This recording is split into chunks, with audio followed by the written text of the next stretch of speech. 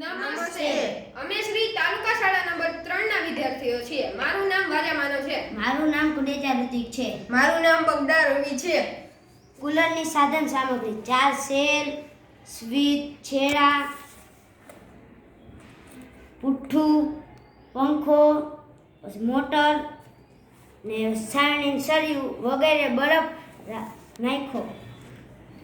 કુલરની રચના પેલા અમે એક લંબચોરસ પુઠ્ઠું કાપ્યું છે અને તેમાં ગોળ સર્કલ કરીને અહીંયા અંદર વચમાં પુઠ્ઠાની પટ્ટી કાપીને રાખી અને તેની અંદર મોટર અને પંખો ફિટ કર્યો અને તેના છેડા અહીંથી બહાર કાઢ્યા અને તેમાં સ્વિચ જોઈન્ટ કરી અને 4 સેલમાં છેડાને લગાડી દીધા અને પછી આ ચાલશે કુલર.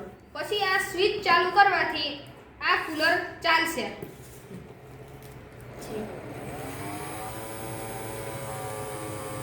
અહીં આ કુલર હવા આપે છે.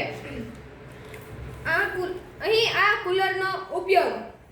આ કુલર ઉનાળામાં ગરમીના સમયમાં આપણને ઠંડી હવા આપે છે.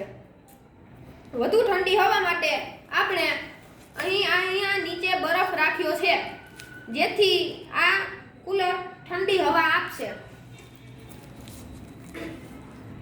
અહીં આ વધુ ગરમી હોય તો કુલરની પવન વધારવા માટે આપણે આ 4 સેલમાં વચ્ચે જગ્યા રાખી છે. પછી આ સેલ આમ જોઈન્ટ થશે તો તે વધુ ફાસ્ટ ફરશે અને ઠંડી વધુ હવા આપશે. પહેલા નોર્મલ સ્પીડ બતાવો. અહીં આ તેની નોર્મલ સ્પીડ છે. દબાવ્યા વગરની 4 સેલની સ્પીડ નહીં જોવી. ખાલી સ્વિચ ઓન કરીને બતાવો. એમ નથી થતું.